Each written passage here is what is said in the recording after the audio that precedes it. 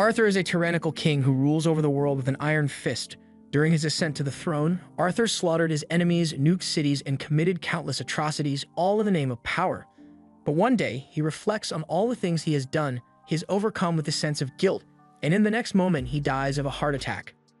As he is slowly descending into the abyss, a voice calls out to him and says it will give him a second chance at life, so he had better not mess it up this time. A few moments later, Arthur opens his eyes and finds two people looking down at him. The man says his name is Reynold, and he is Arthur's father, while Alice overhears his mother. They don't really expect their newborn baby to understand what they are saying, but they are so excited to have him. Arthur slowly comes to the realization that these people really are his parents, and he was just born a minute ago. He's still finding it hard to believe that he's a baby again, but he can't deny that his parents are really good at taking care of him. Overall, he is pretty happy, but he still doesn't like the fact that he is stuck in a baby body. He's got an oversized head, he can't speak, and every couple of hours he shits his diaper involuntarily, so he has lost all control. But then he notices something that's even stranger than his current circumstance. He watches as Reynold channels energy into his fists and proceeds to smash a boulder to pieces. Arthur is amazed because this is a power that he knows nothing about despite all his years as the ruler of the world. This feat is apparently quite an impressive one. So Reynold is proud of himself and turns to his family so they can praise him, but he fails to pay attention to his surroundings, so a rock falls straight into his head. Alice was worried something like this might happen, so she then goes over to him and starts using magic to heal Reynold's injury, but she warns him to be more careful next time he wants to show off. Reynold may have just been trying to show off, but when he gets serious, those fists are no joke because he can easily one-shot a wild boar when he goes out hunting. And having him around makes things a lot easier for his party members. By the time the hunting trip is over, Reynold returns to his family and is ready for a welcome-back hug, but then he remembers that he is still covered in boar blood, so he's going to have to get cleaned up first. Arthur has learned two things from seeing this. One, this world is so dangerous that it is common for people to own weapons for their protection. And two, he's going to have to learn how to fight if he wants to live freely in this world. Now that Reynold is back, Alice says it's time to put Arthur down for a nap, and normally he'd be upset about being treated like a baby, but this is one part he actually enjoys. Back in his previous life, he rarely ever got the chance to sleep peacefully because people would always try to assassinate him when he least expected it. Of course, he could easily defeat any attackers that came after him, but it was incredibly stressful. Months pass, and Arthur's baby limbs are finally strong enough to allow him to move around on his own now. The first thing he does with his new mobility is go over to a mirror so he can take a long, hard look at himself. His parents think it's cute that Arthur is so mesmerized by his reflection, but he is just coming to terms with the fact that he really is a baby. Anyway, since Arthur can move on his own now, when Alice puts him down for a nap later that day, he sets his plan into motion. As soon as she leaves the room, he opens his eyes and throws his blanket out of the crib so he can climb down and escape his crib. He then proceeds to crawl across the floor while Alice is busy doing the dishes, and she must be really focused on those dishes because Arthur makes it all the way to the other side of the room without her noticing. Once he gets there, he opens the door to the house's library and pulls out a book because he needs to learn more about this world. After reading one of the books, he learns that this continent is called Dikathan, and it is divided into 3 kingdoms. The Dark Kingdom, a nation of dwarves that live in vast cave cities. The Eleanor Kingdom, a nation of elves who live deep within the forest. And the Sapling Kingdom, a kingdom of humans ruled by a king, although here no one ever nuked the cities to take over. Arthur still wants to learn more, so he pulls out another book and it gives him some much-needed answers. Arthur had noticed that the level of technology in this world is lacking, and the reason for that is the presence of magic. People are able to use magic by manipulating the mana within their bodies, and while it's not exactly common, magic is a huge part of life in this world. People can use magic in 2 ways, namely augmentation and conjuring. Augmentation involves circulating mana within your body, granting the user incredible strength, defense, and agility, while conjurers can project their mana outwards and use it to control any phenomenon they desire.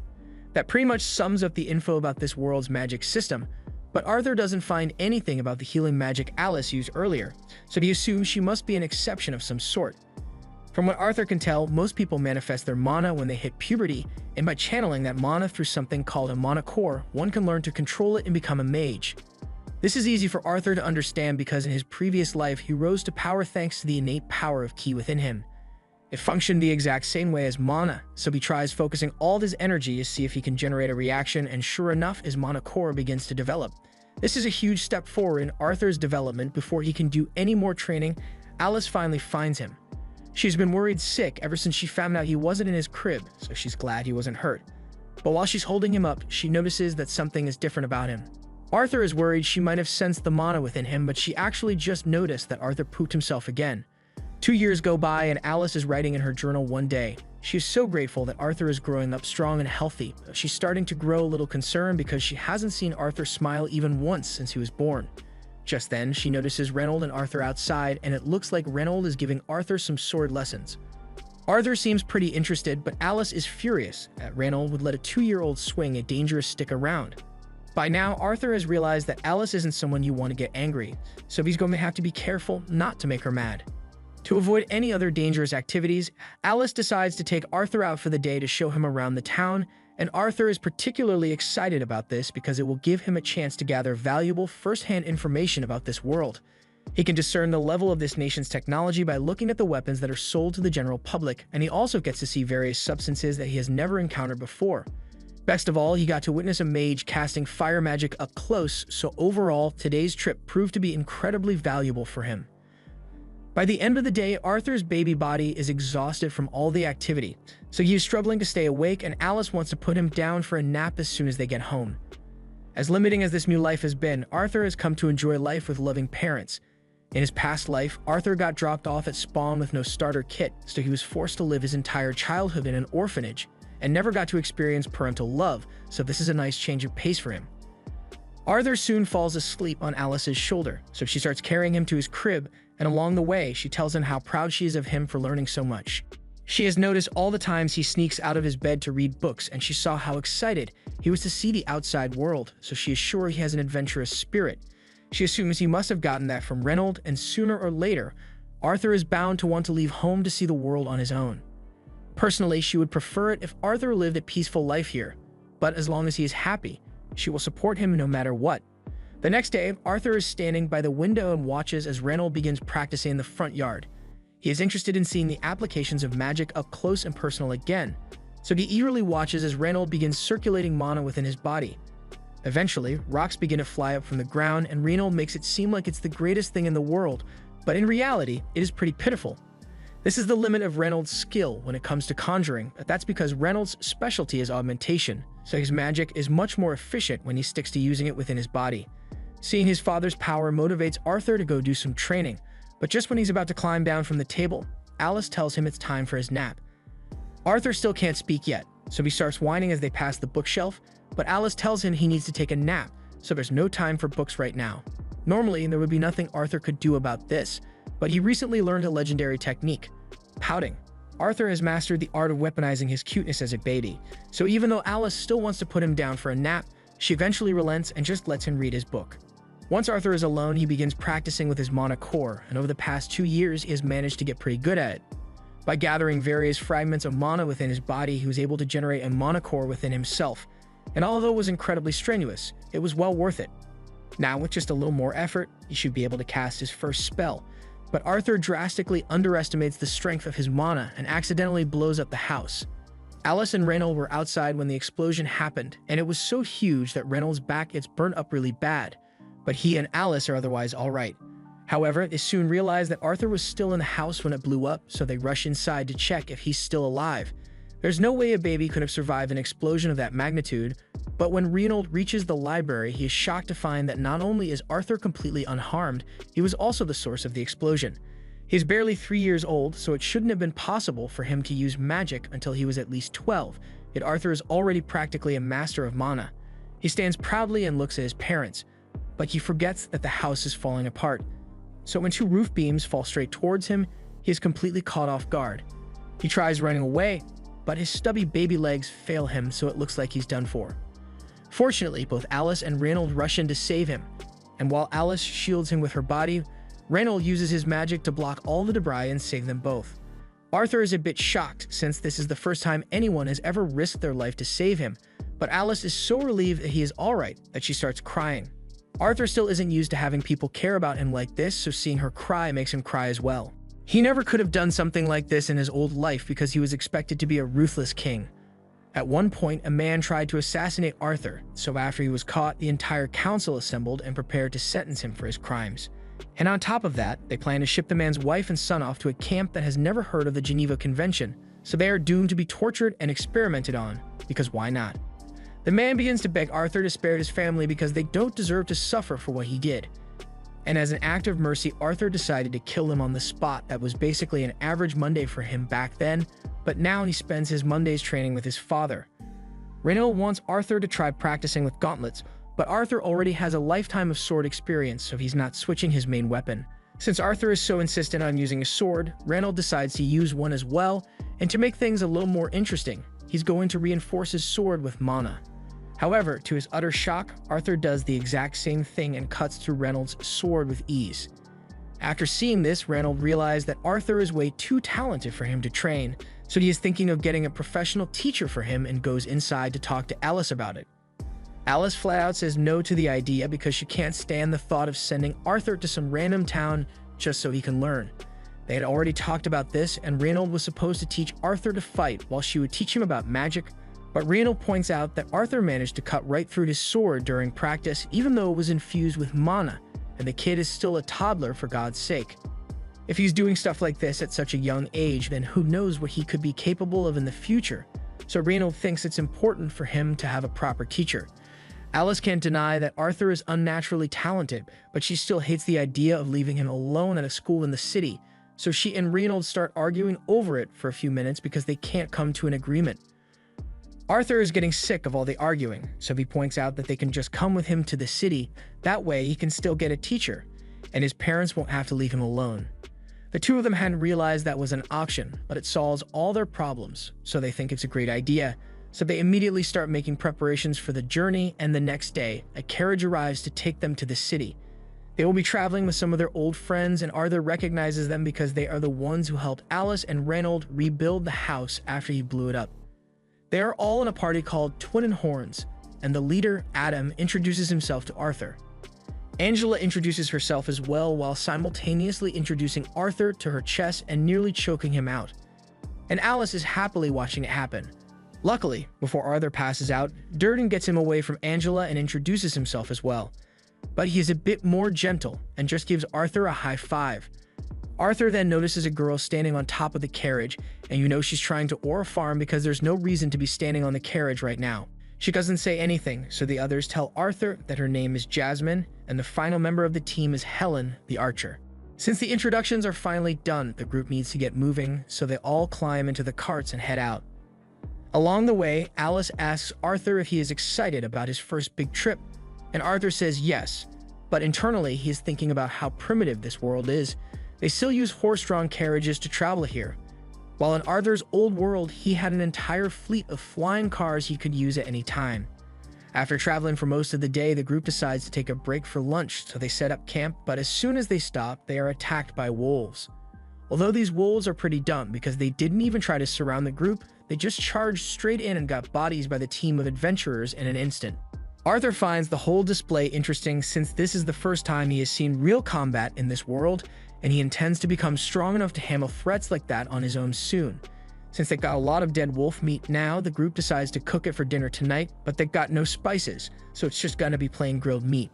Just then, Alice notices that Reynold's arm is slightly injured, so she offers to heal it for him, but before she does, Jasmine tells her to wait a moment. All the others gather around Alice to keep a lookout because healers like her are incredibly rare in this world, so if someone were to see her using healing magic, then she could end up being targeted for it. Once Alice is done healing Reynold, everyone goes back to what they were doing before, but Adam decides he wants to get a little exercise before he goes to bed, and there's no better way to do that than by fighting a 4-year-old. Seems like a jerk move, but Adam has heard about how strong Arthur is, and he just wants to see for himself, so this is just a practice match. Adam tells Arthur to get ready, and he has already imbued his spear with mana, so Arthur does the same. As the match begins, Arthur channels some magic into his feet, so just as he is about to clash with Adam, he vanishes and reappears behind him. This would have been the perfect chance for Arthur to strike, but his stubby toddler feet slip on the ground, so he loses his footing and Adam gets a chance to recover. Arthur and Adam then begin clashing, but I'm pretty sure the animation budget must have had negative values. Anyway, Arthur gets knocked back since his toddler body is too light to keep up with a seasoned adventurer, so it gets knocked into the air. Luckily, the others save him before he hits the ground, and they all start yelling at Adam for nearly hurting Arthur, but Adam says he couldn't help it because Arthur was too strong for him to hold back. There's no way a toddler should be capable of such strength, so he thinks Reynold must have been giving him some kind of super soldier training, but in reality, he never actually taught Arthur to do any of this stuff. He just learned it on his own. Just then, Jasmine walks up to Arthur and startles him by accident. She was really impressed by Arthur's fight, so she asks him to teach her how to do that thing with the magic in his feet. Arthur was hoping to keep his technique secret since it is something he mastered in his past life, but she's not taking no for an answer, and from the look in her eyes, she's going to pester him relentlessly until he caves, so he may have to teach her eventually. The next morning, the journey continues as planned, and along the way, they take a few breaks to relax.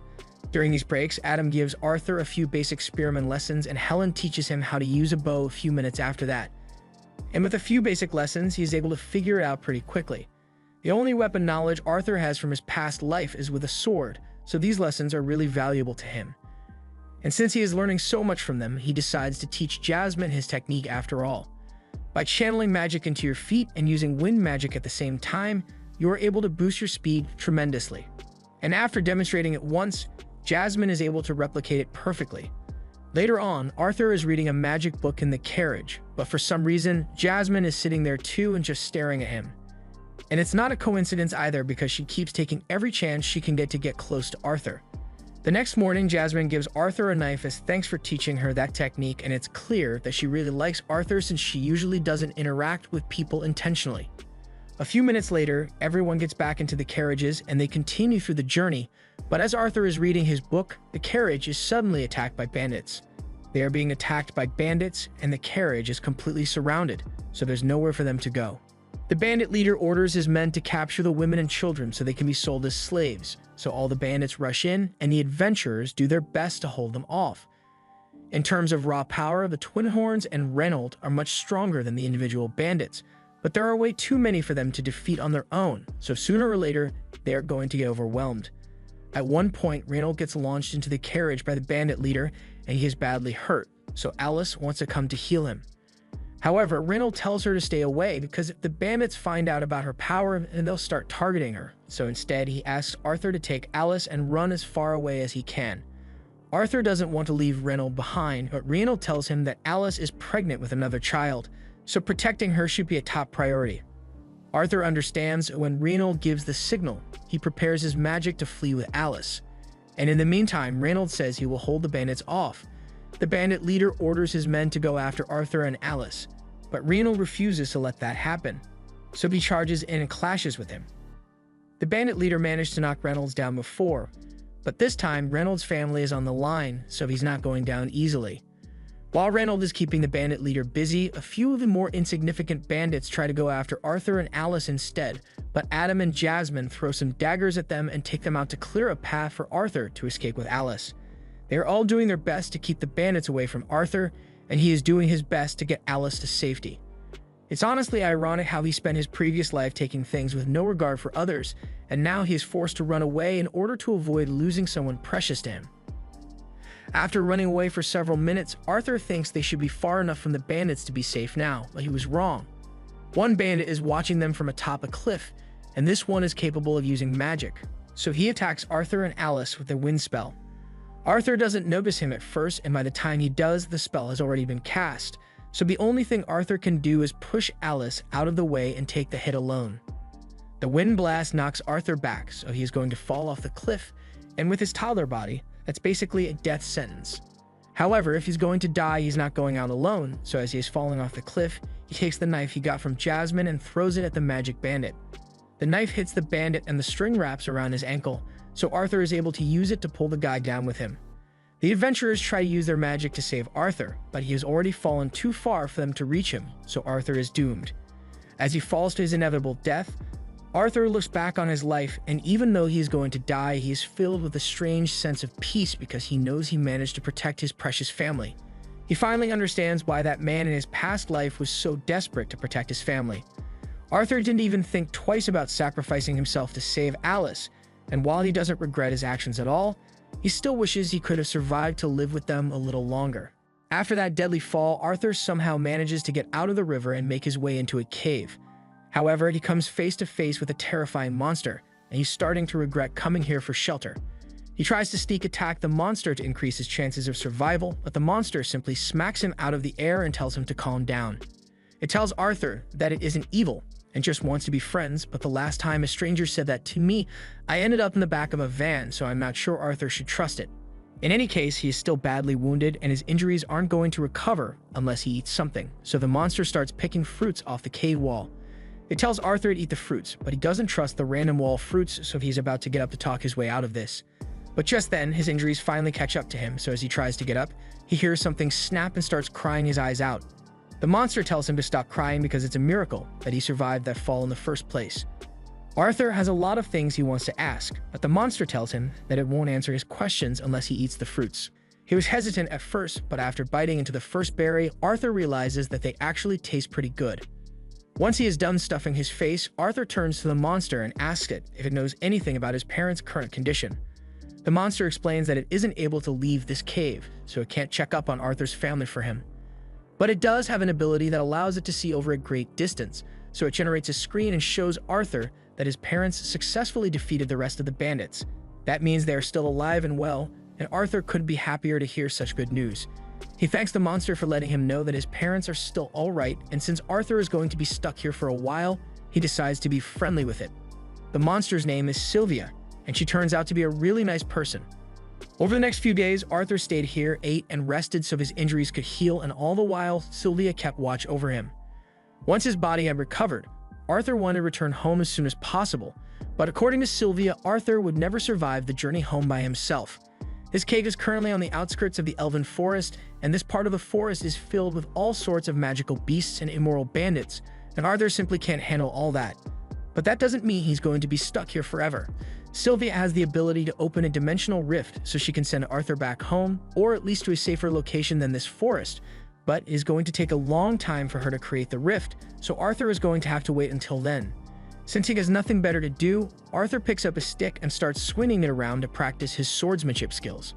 Several more days go by, and while Arthur has grown to enjoy Sylvia's company, he hasn't managed to learn anything about her. All he knows is she looks like a terrifying monster. She is apparently hiding from something, and she's a very kind person. After Arthur is done with his sword training for the day, he heads over to a rock and sits down so he can start training his mana. Sylvia is impressed that a child as young as Arthur already has a mana core, but she's sure that he never learned how to do this. She stretches out her hand and a large quantity of mana begins pooling in her hand.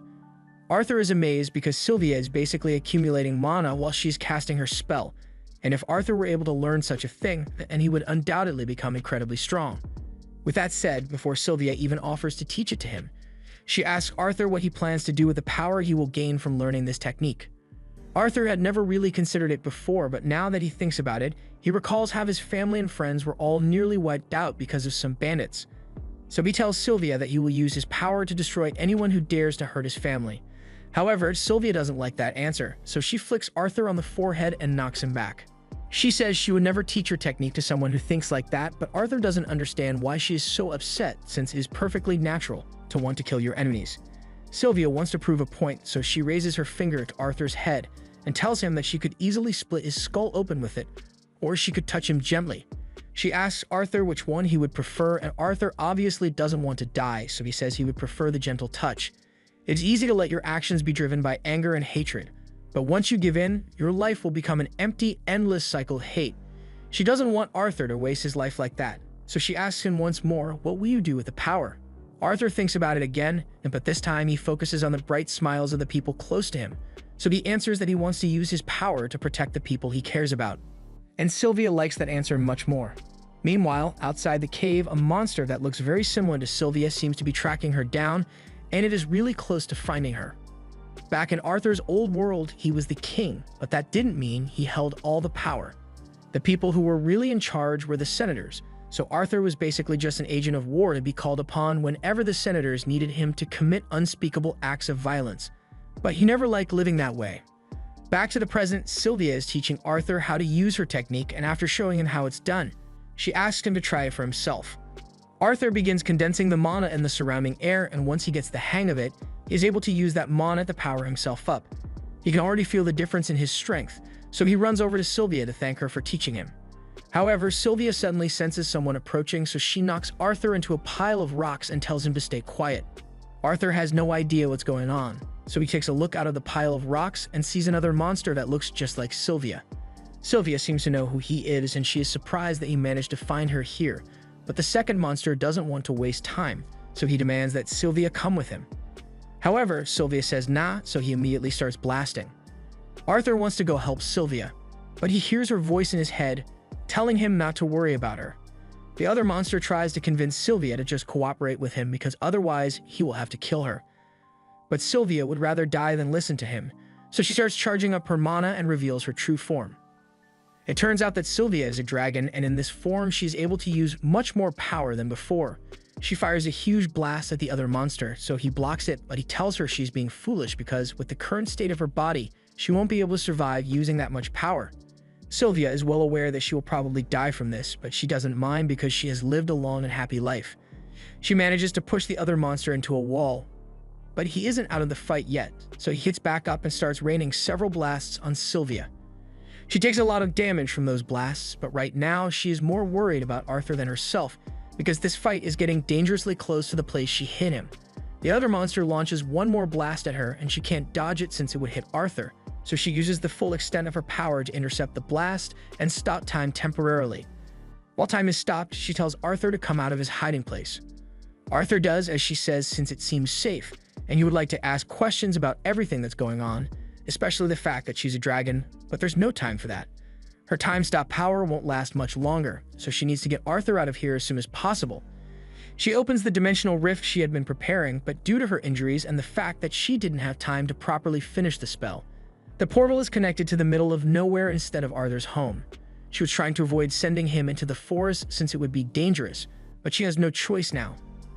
In any case, she is confident that Arthur can survive on his own and make his way back home with the technique she taught him, so she's not worried about his safety anymore.